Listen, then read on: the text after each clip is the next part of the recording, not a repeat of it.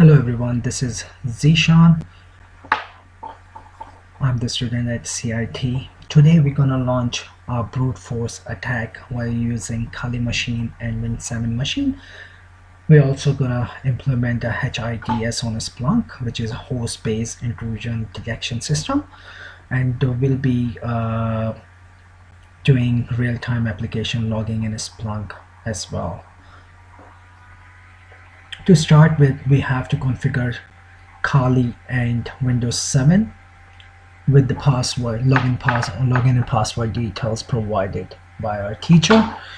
First, I would like to thank my teacher, Dr. Wakas. He has given me the opportunity to create this video. He has been a great help throughout the course as well.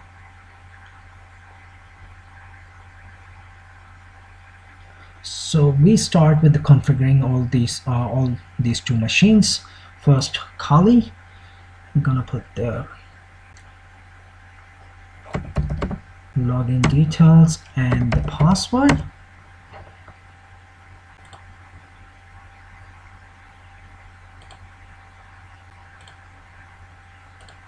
And Windows 7 as well. Admin, and the password is capital PAS. .401. Okay.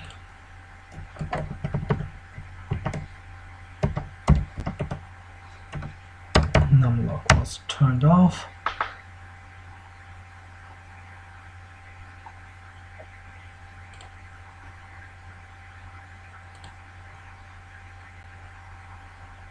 The first part of this exercise, we need to set up our VMs, and we're gonna open the VMs and test them as well. So I have already set up my VMs. So I have given 4 GB of RAM to my Windows 7 application and 2 GB RAM to my Kali machine. And the next step, we're gonna try to ping each other so we can find out if the connection is stable between these two machines.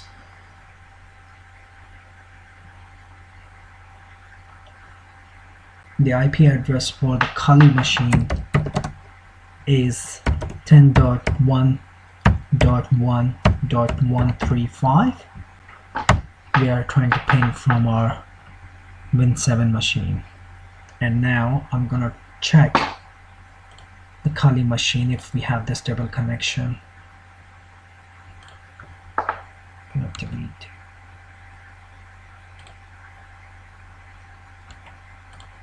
these two files, pre-existing files.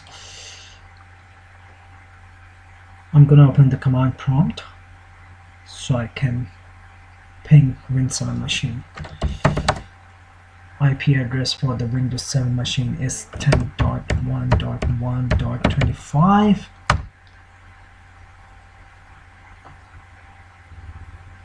In part 1, we have checked both machines are connected to the network. So in second part, we need to create a dummy FTP site. In order to do that, we are gonna go into the Windows 7 machine.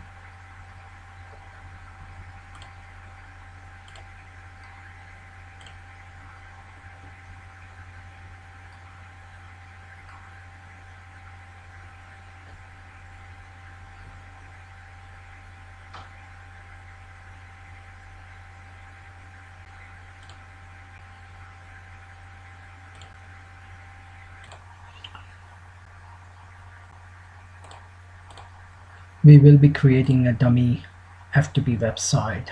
So these websites are usually used to download something from the FTP services, which means file transfer protocol is available for these websites, and mostly these websites are runs on port 21.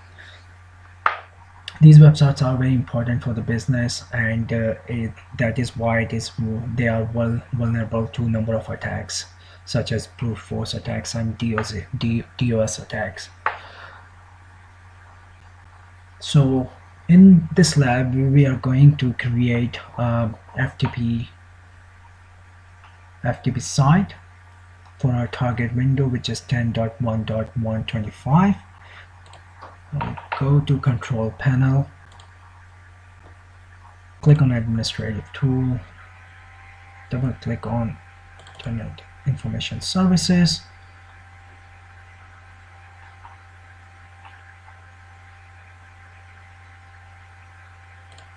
click on site,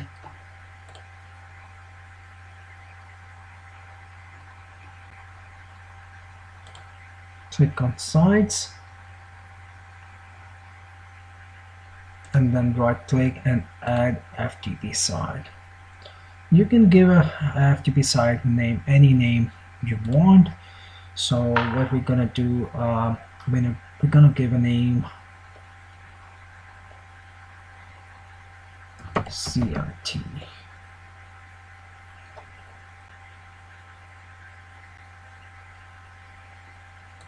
And we will also have to provide a file path.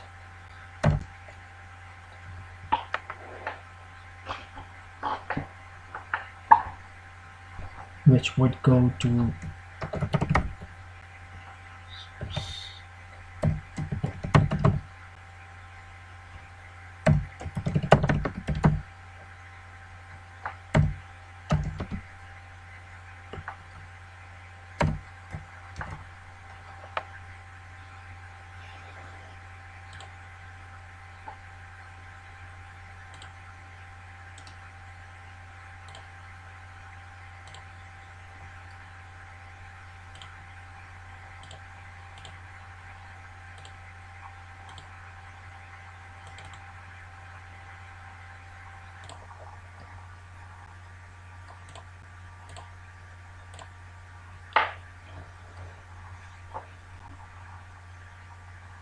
in part 2, we need to create a dummy FTP site at the target host machine.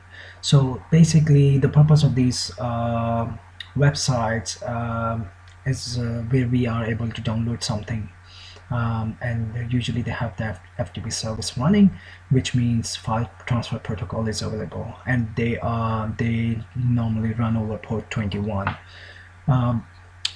These kind of websites are vulnerable to number of attacks such as brute force or DOS attack. So we're going to create a FTP site on our target Windows, which is 10.1.125, to test how the brute force attack can launch against FTP site. So there's a folder on our Windows 7 machine, ppt underscore images. If we open that, you see all the images inside. We're gonna use this link to create a FTP site. So we have to go to control panel, and then we click on administrative tool, double click on Internet Information Services, right click on sites, add FTP sites here. So you have to provide a name to the website. You can give it any name you want. So today we're gonna give the Barakoi, and now we have to provide a physical path which is on desktop of my Windows 7 machine. So // users /admin /desktop, because it's on desktop, and ppt underscore images. That's the name of the file. Everything is correct. I'm gonna click next.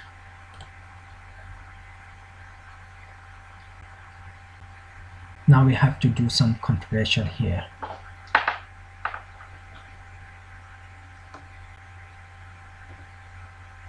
Now we're gonna take no SSL, click next. We want basic, and we need access for specified users, not everyone. Permissions, gonna put read, click.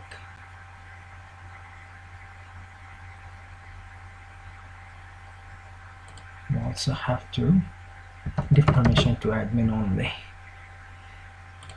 Finish.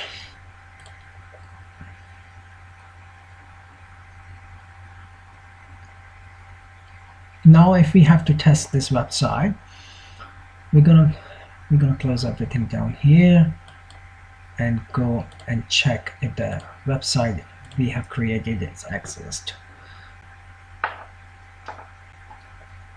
So we're going to test it on Google Chrome. We just open the Google Chrome and test the website.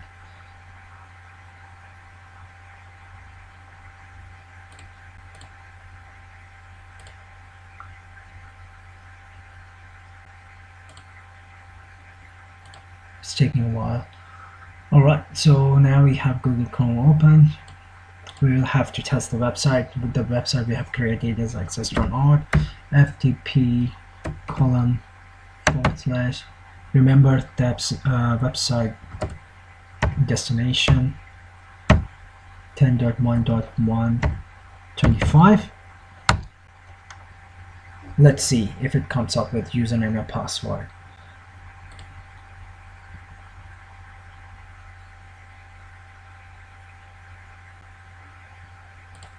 Username and password for this website is admin and pass at word 01.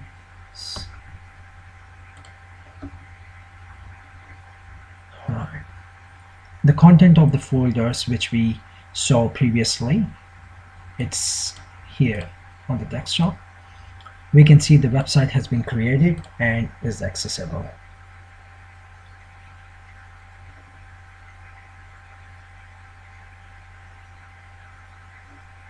Now we're gonna close this. We have tested that the website has been successfully created and is accessible via web browser. Now what we have to do, we need to configure for this experiment, we need to configure FTP port and the firewall services in case if we haven't done it. So we need to go to the control panel, programs and features,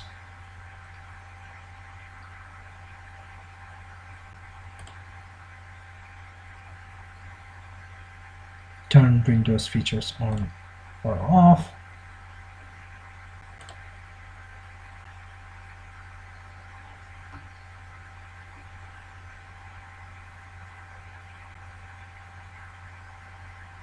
we need to make sure that we click on the right box, which is Internet Information Services. We click on that, then FTP server, FTP extensibility, and the FTP services with the border click, which is good, seems alright. We're gonna move on to our next step. Click OK, close that. Now we have to find where are the FTP site logs are in the next step. So basically knowing the location and nature of the application are a very important part in the self-defense and cybersecurity. Once you know the location, then you'll be able to see and manipulate the particular logs. And you can play with the logs. You can make changes. You can create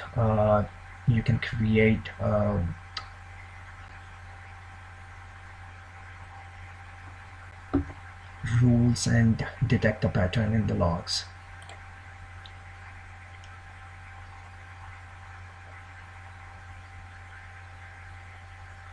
To check where the logs are, we need to go control panel again,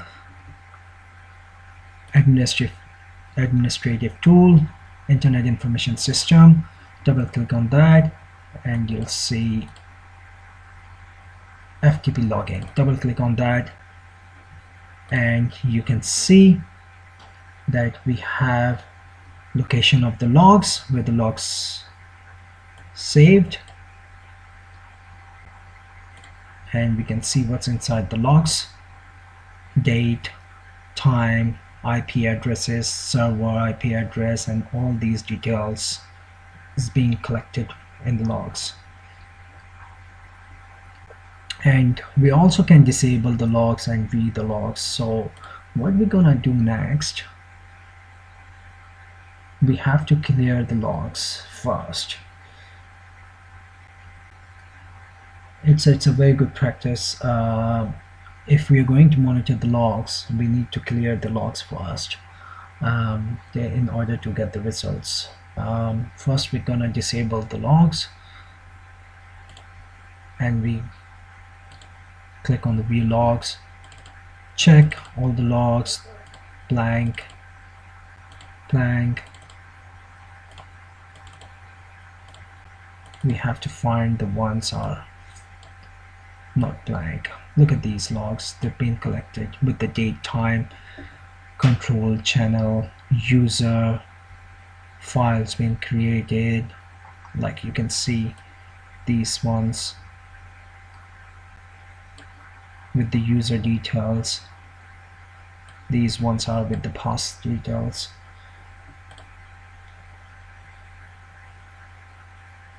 So what we're gonna do, we're gonna Control A and delete all the logs and then save it. In order to delete and save the file, we make sure that the logs are disabled before we can do that. Check the other folder, nothing's there, looks everything is good. And now we enable the logs again and just come out that window. We have cleared the logs. Now it's time for us to install the Splunk. I have already installed the Splunk. As you can see, the setup is on my desk. What you need to do, you need to click on the setup, you need to it will start installing. Then the box comes up with the message, check this box to accept the license agreement. Click on the license agreement and click next. Let me check. I can Splunk. Okay, I can still show you how to do that. Okay. No. Okay. So yeah, when you click on the Splunk exe file, it will take you to the next window. You have to click on the license agreement. Then you have to create login details and the password, and just make sure you remember your login detail and the password, and you start installing it. Once the installation is completed, you need to launch the browser. When you launch a browser, when you launch an application, sorry, it will pop up with the login, username and the password. Once you enter your username and password,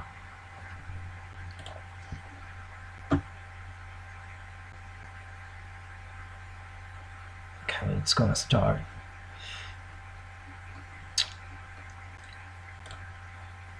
You need to remember your username and password and just enter into Splunk. It's taking a bit longer. I'm running like 3 machines on my laptop, as you can imagine. Yeah, by the way, my system configurations are I'm using 16 gig of RAM in total, and I have allocated 4 gig to Windows 7 and 2 gig to Kali machine, which is, I think, reasonable. You need minimum at least 12 gig to run 3 machines. You enter the credentials in Splunk, and you will see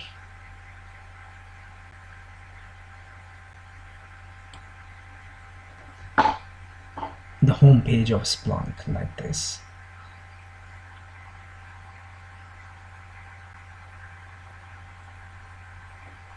like this.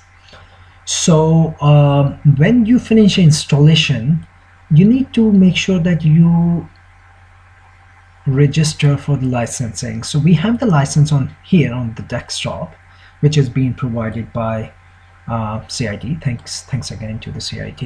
So what we have to do, you click on the settings, you go into the licensing, and you browse.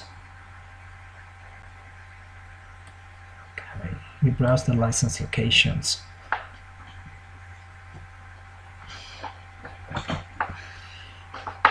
It's taking a bit longer.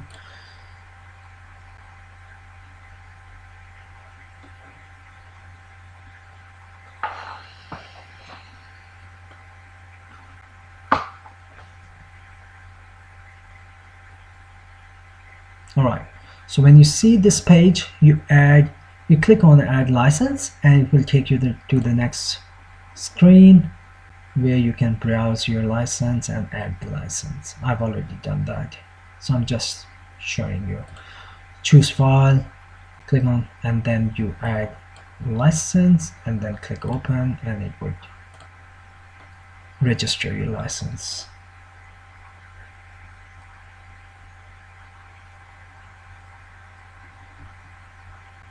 And then you have to restart your Splunk in order to use it. Alright, so we are back on our home page. In our next step, we have to configure Splunk to monitor in real-time FTP logs. This is a very important step to perform in Splunk. We will deploy local logging in Splunk as discussed, and this means that Splunk is available on the server which is running on FTP side. We just need to instruct a Splunk that monitor directly on the same system. So we need to go into the home page, which is we are on, and click on add data.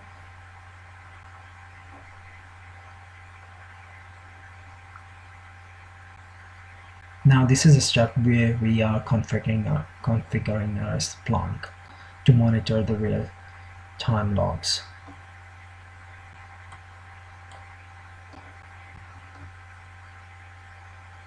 And then we have to click on monitor.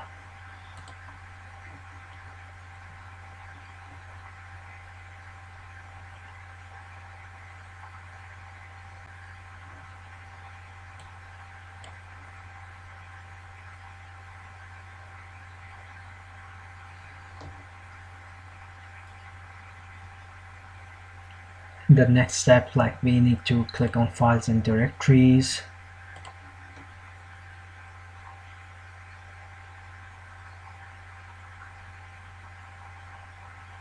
and then browse file and directories. Go into C, inetpub, logs, log files, and select that folder.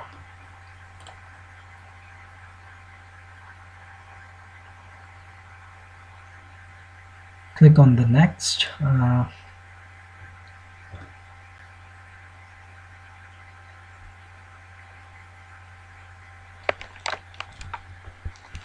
Alright, so we're getting this error because we have already done that.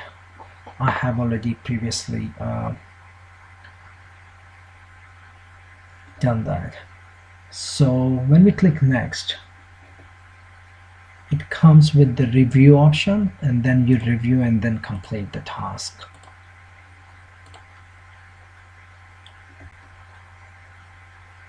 That's how you configure your Splunk.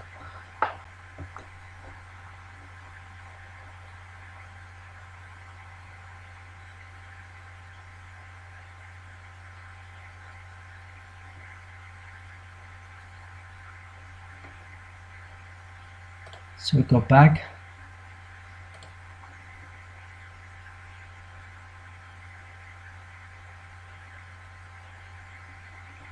In our part 7, we need to test if the Splunk monitoring and analyzing brute force attack affected on FTP logs. So we go back to the Kali machine. password.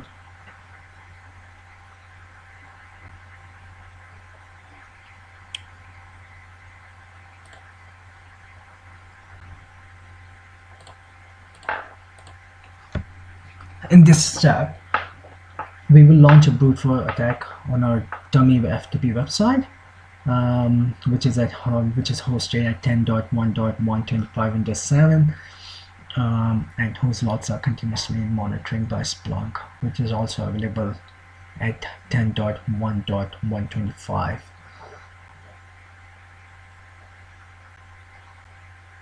So now we're going to open the Kali, and we need to create two files on.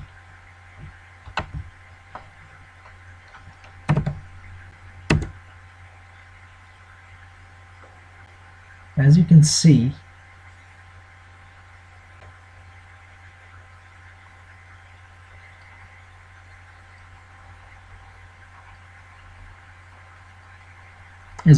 there are one JPG file on the desktop.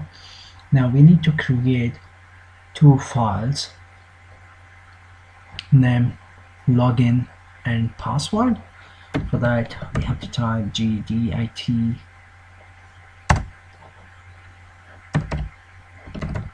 login.txt. It will open up with the empty text file. In this, we need to add at least like 12 dummy entries, and making sure that one of those entries is correct, and it should be admin. So we're going to create 11 dummy entries here.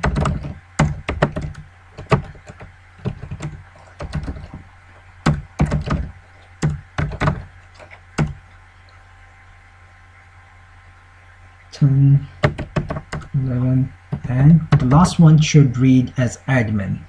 And now we have to save this file and then close it. Sorry, not this. Close the file after saving it.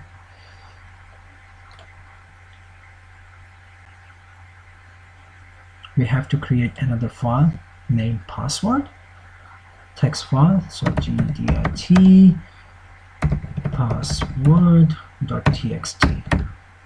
It will create another file on the desktop.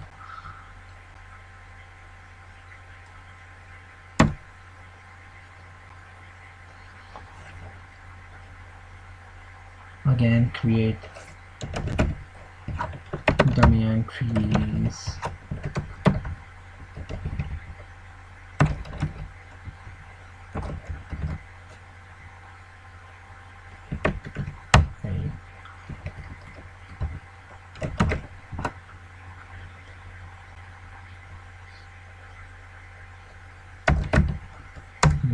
Making sure the last entry is matching the password, login password, which is pass@word01. And now we're gonna save this file as well. It will save on the desktop. Saving, close.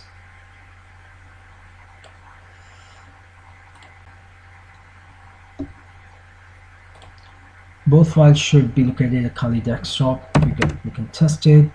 As you can see, here it is, login text file and the password text file, which we have just created.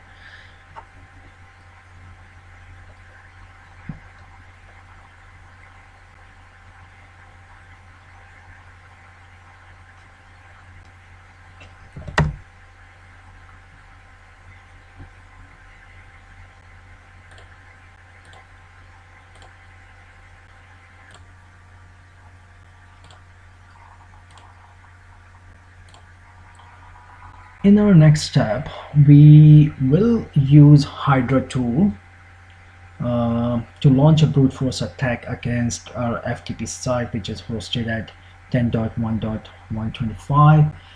The purpose is just to see effect of the attack on FTP logs.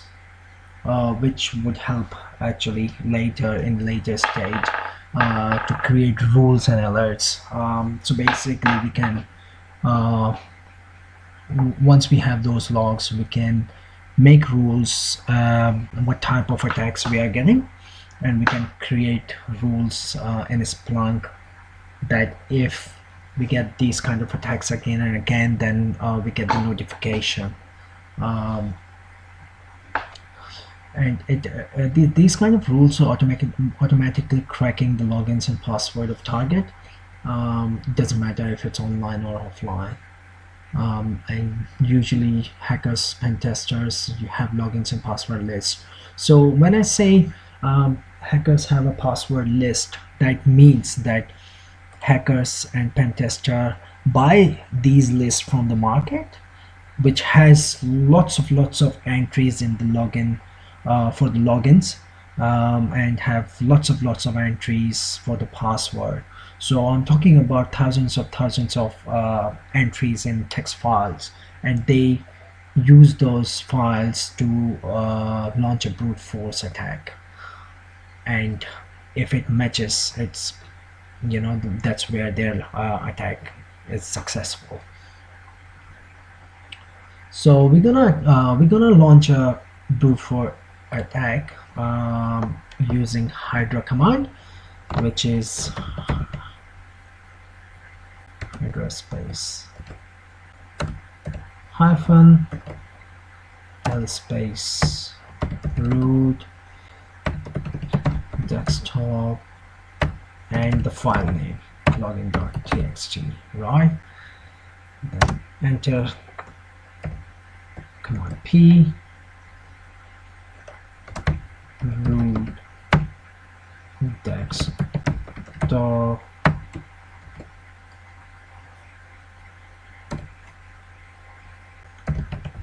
password .txt, and now the FTP website location, FTP colon /10.1.1.25. So you can see this Hydra command. L is used for trying logins for online target, and the P is used trying passwords. And as I said, remember, like I have just mentioned, that when you're using L command, it's for login and login text files. So that's how the hacker used the files and then try these commands so they can match the login and the password details. It's pretty simple. Hit enter and you will see if it's successful.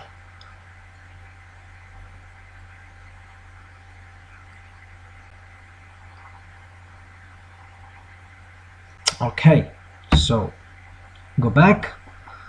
As you can see, the desktop,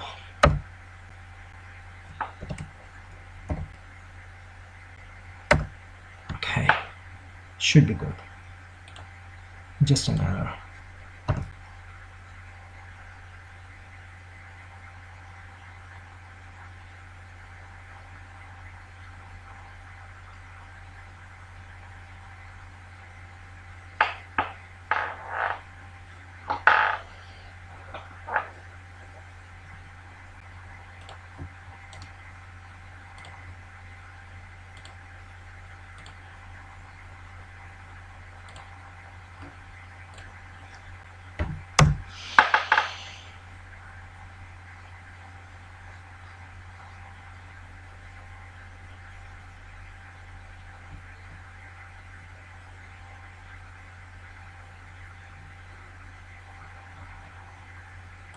Alright, so there's something wrong. I'm going to try.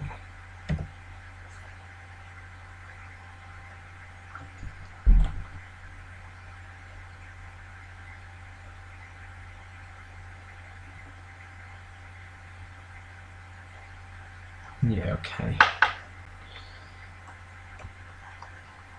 Alright, So just bear with me, I have to make some changes. I think I have done something wrong here. Okay, so I should have launched it from the desktop. Alright, so we're gonna create those files. Okay.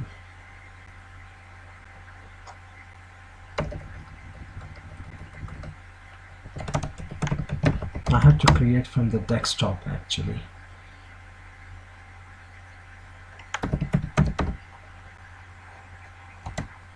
I have created those files somewhere else by accident. Okay, now we're gonna create login text file on the desktop. Previously we created in root file.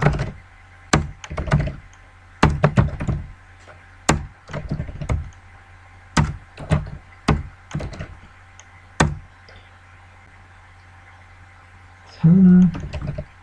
11 and last entry should be admin. Gonna saving the file, done, close. It should create one. Oh, here it is. Okay, I should have checked it before. Now create password file.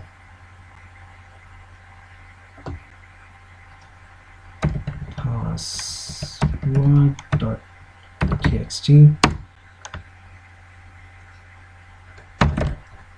Enter.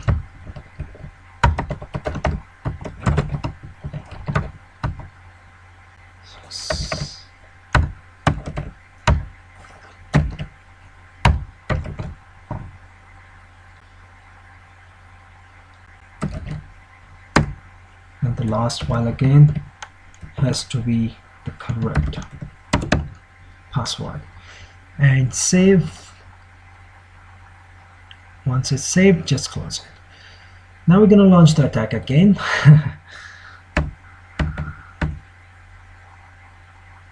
Yep, this.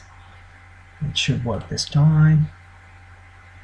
Yes, as you can see, when we launch the brute force attack, the few entries should come up in green. So port 21, FTP, host 10.1.25, login admin, password. That means it was successful. So we're gonna try it a few times. Sorry.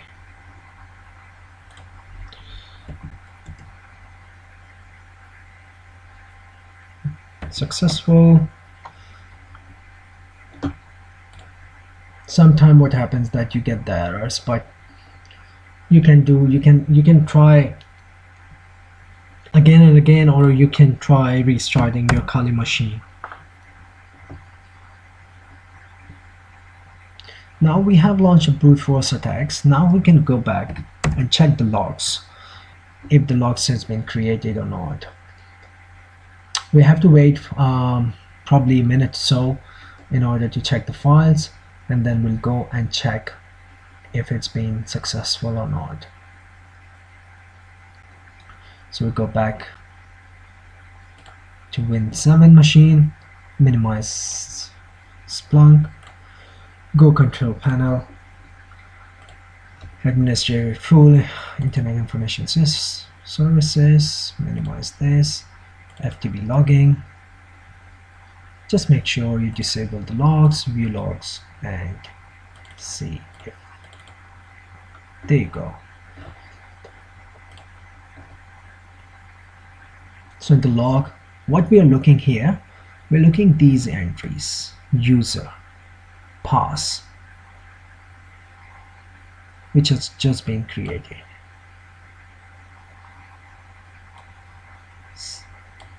Someone tried to brute force with these entries: pass user, which shows that FTP settings are working and the logs has been generated. So now we have analyzed logs of FTP in our host machine. The same analysis can be done in Splunk, which is monitoring the FTP logging directory. Now we have to open Splunk. and the login password details.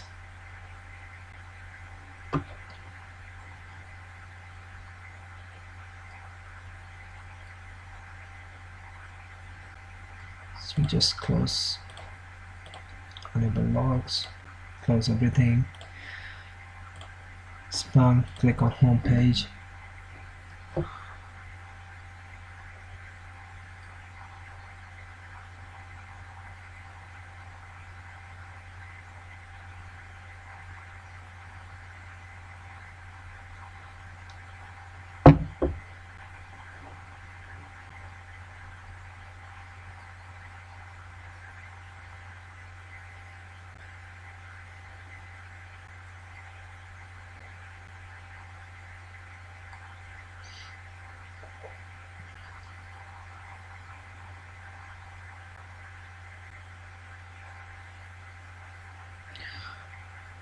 Now we have to configure our Splunk.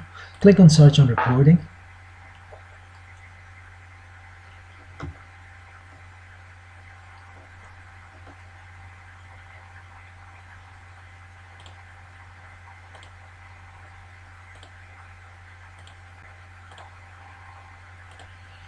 Now Splunk is ready.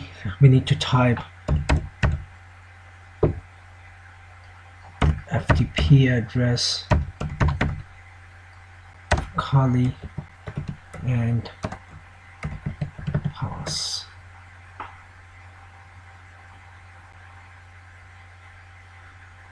And now we can search to see if we have any real-time monitoring for those events.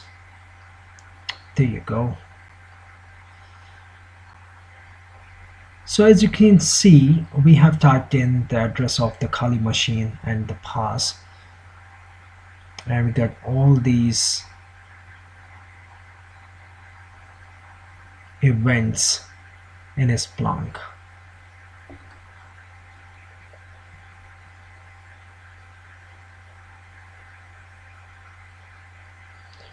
So in this method, we are just checking if the Splunk is working and generating the logs.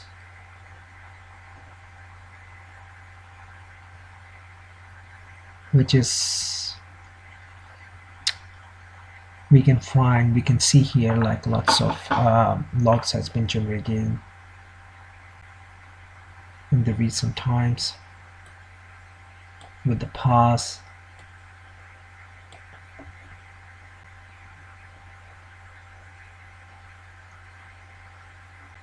And the IP address. So go back on home page and minimize the Splunk.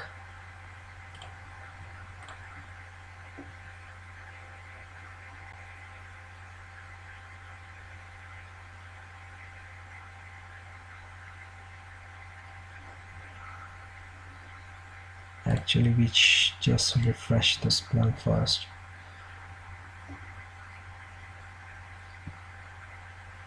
Alright, so what we have done so far, we have checked the logs has been generating, we have created, we have configured Splunk, we have checked Splunks as well, that the logs, Splunk is generating the logs as well. We have launched the brute force attacks from Kali machine and checked Splunk if the Splunk is working and the logs is being generating. Now what we have to do, we have seen all the logs, we have seen the attacks has happened. Now we can analyze those logs and create a rule in Splunk to detect brute force attack on FTP in real time. In order to do that, we can go into the activity tab and click on trigger alerts.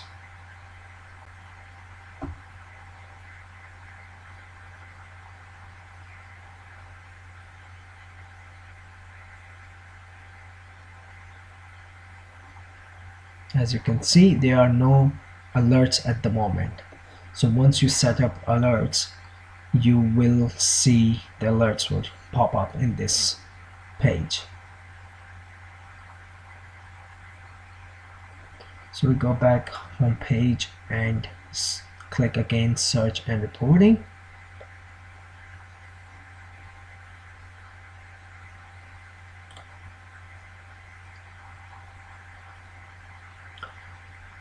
After analyzing the logs, we can create a rule depending what you have noticed. So remember that we have noticed like lots of entries with passwords in Splunk. So we are going to create a rule for the passwords. Okay, so we're gonna search with pass first and see how many entries are there.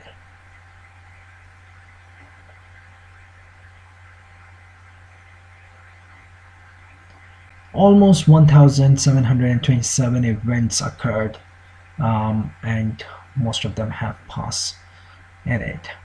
What we can do, we go and we can save these alerts and create an alert. We need to provide the title for this alert. You can say brute force real time or something, whatever you like. And description analysis. The permission, we can click on shared in app, and we want alert type, we want real time in 24 hours. Per results, we would select number of results. Generally a user enter the login details once, twice, or maybe maximum 3 times. So we will put 5 in 1 minute.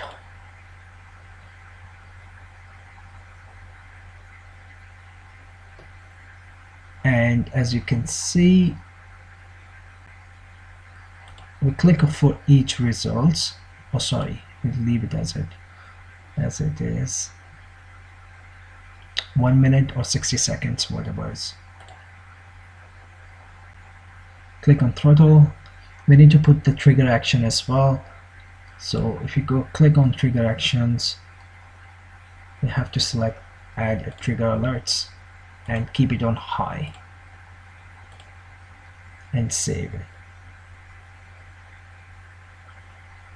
Once it's saved, we can also check the alerts, and then afterwards we can close this window or go to the home page. What we're gonna do, we're gonna go to the home page and minimize this and launch a brute force attack from Kali machine in order to check if the alerts has been generated. That was the main purpose of this whole exercise, to see if the Splunk is generating the real-time logs and alerts. Okay, so we just put password, go back into Kali machine. So whole purpose of the exercise is to detect brute force in real time, and what we have done so far is to create the logs. We have generated the logs, we have launched a brute force attack, we have applied the rules on Splunk. Now we are monitoring the real-time logs, and we have created the alerts in order to analyze the attack. We go into the Kali and apply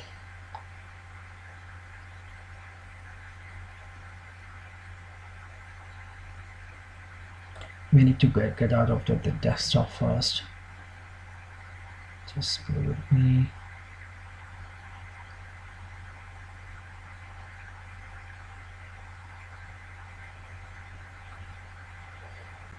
Alright, let's type in cd. We're out of this desktop, and now we have to create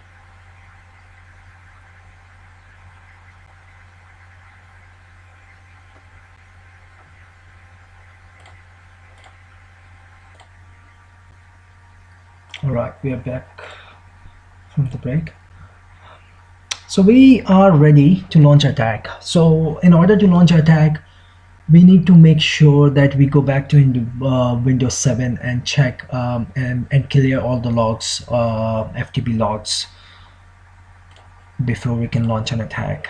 So if you remember, we need to go to the control panel, administrative tool, internet information system manager, and logs. Disable logs, open the logs, and clear the logs. So this one is cleared. Yep. So logs cleared, save it. Just check like if there's anything else. No, it's all empty. Now we are good to launch an attack. Make sure that you enable minimize, close, go back to Kali to get ready to launch an attack. Now again we have to type in the Hydra command, root desktop login.txt. Again, P is for the password, root desktop password.txt, and the FTP website address 10.1.125. Alright, so run the command. Okay, again.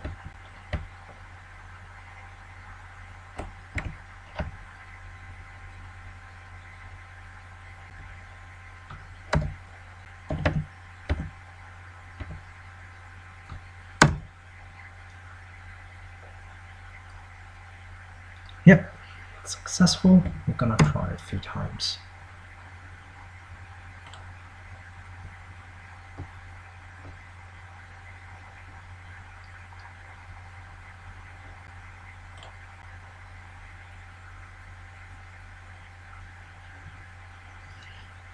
We will try a few times before.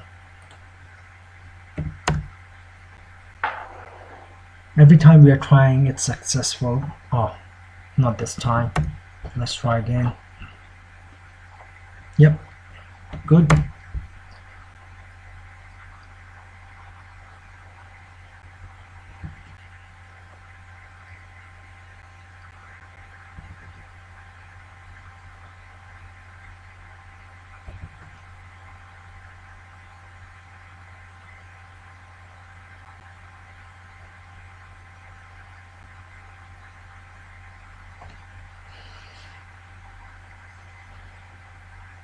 Now we have to wait for at least 2 minutes in order to check.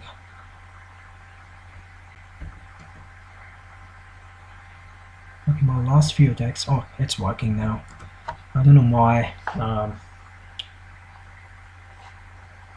Yeah, sometimes it just fails, but you have to keep trying it. So we have to wait. We have to wait at least 2-3 minutes in order to check like if the Splunk is gathering all the logs and creating those alerts which we have applied on a Splunk. Meanwhile, what we can do, we can create 2 more files.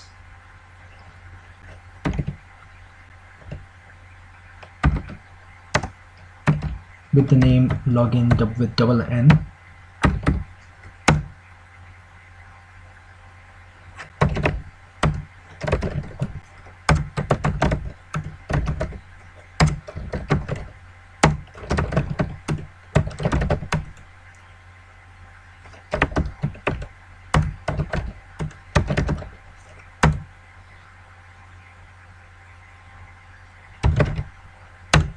The last one is admin.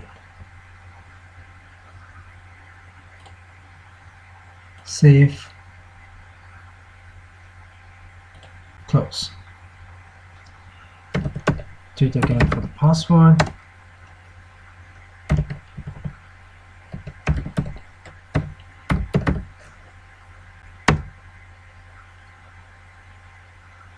No, we have to create a new one, sorry, with double D.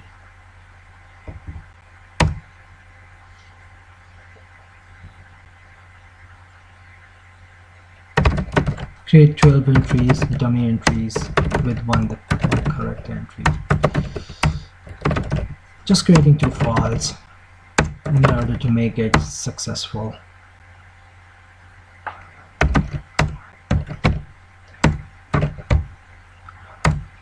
And the last entry should be correct with password. Save.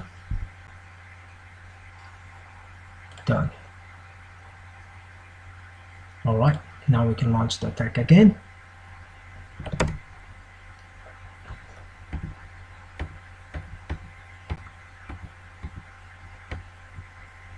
Same with double D and double N in order to check.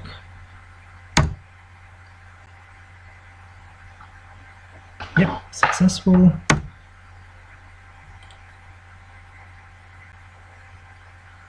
We have created those files just to make sure we have 2 or 3 different types of logs. Yep, successful. So far working fine.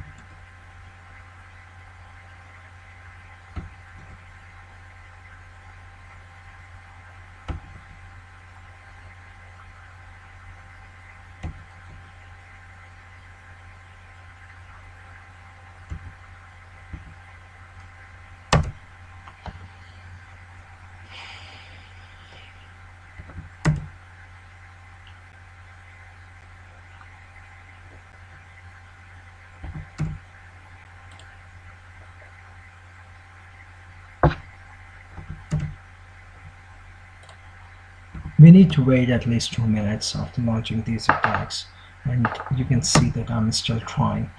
I'm getting lots of fails and error message, but as I've mentioned, like, you have to keep trying with the hardware tool.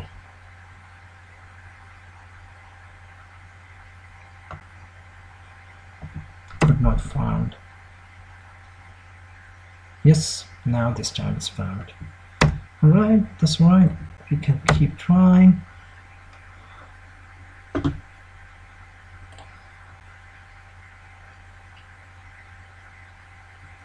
I'm gonna take a break for 2 minutes and then we'll check Splunk. Alright, we are back from the break, and I think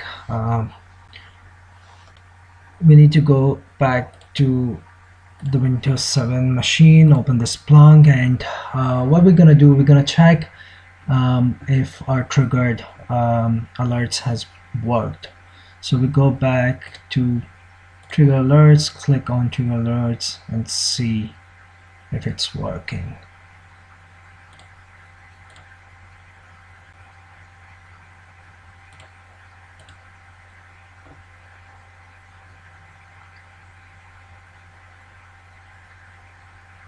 Yoo-hoo! There you go. As you can see, high alert, brute force on FTP side, brute force real time. So we created different rules for the practice purposes as well, but the last one I created was brute force real time. As you can see, brute force real time. So the alerts has been generating, and we can check the results. So click on the view results, and it will show all the logs.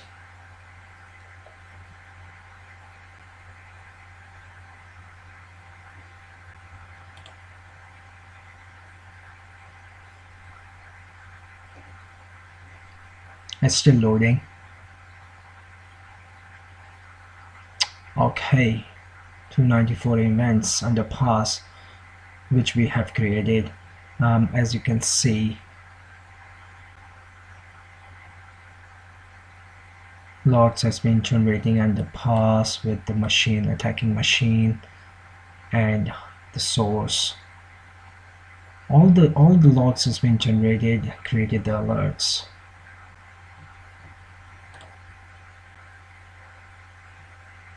And the brute force attack, what we have launched, has been successful.